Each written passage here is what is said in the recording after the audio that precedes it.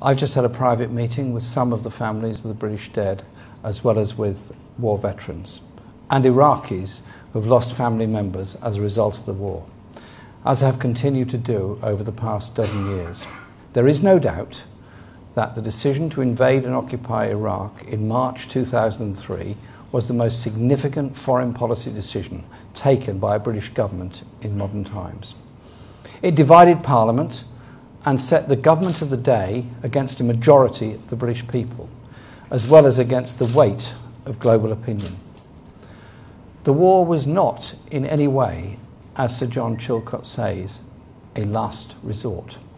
It was an act of military aggression launched on a false pretext, as the inquiry accepts, and has long been regarded as illegal by the overwhelming weight of international legal opinion. Sunday's suicide bomb attack in Baghdad, which killed over 250 people, the deadliest so far, was carried out by a group whose origins lie in the aftermath of the invasion. On February the 15th, 2003, along with 1.5 million people spanning the entire political spectrum in Britain and tens of millions of others across the world, many of us marched against the impending war in the biggest ever demonstration in the history of this country. Politicians and political parties can only grow stronger by acknowledging when they get it wrong and by facing up to their mistakes. So I now apologise sincerely on behalf of my party for the disastrous decision to go to war in Iraq. The apology is owed first to all the people of Iraq. Hundreds of thousands of lives have been lost, and the country is still living with the devastating consequences of the war and the forces it unleashed. They have paid the greatest price for the most serious foreign policy calamity of the last 60 years.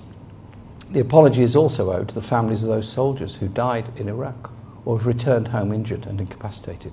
They did their duty, but it was in a conflict they should never have been sent to. Finally, it's an apology to the millions of British citizens who feel our democracy was traduced and undermined by the way in which the decision to go to war was taken, on the basis of a secret, "I will be with you, whatever," understandings given to the US President that have been now publicly exposed by Sir John Chilcot's report published this morning. The decision to go to war in Iraq has been a stain on our party and our country, but we now have the chance to work together, to build more constructive and mutually balanced relationships with the rest of the world, based on cooperation, peace and international justice. Thank you very much.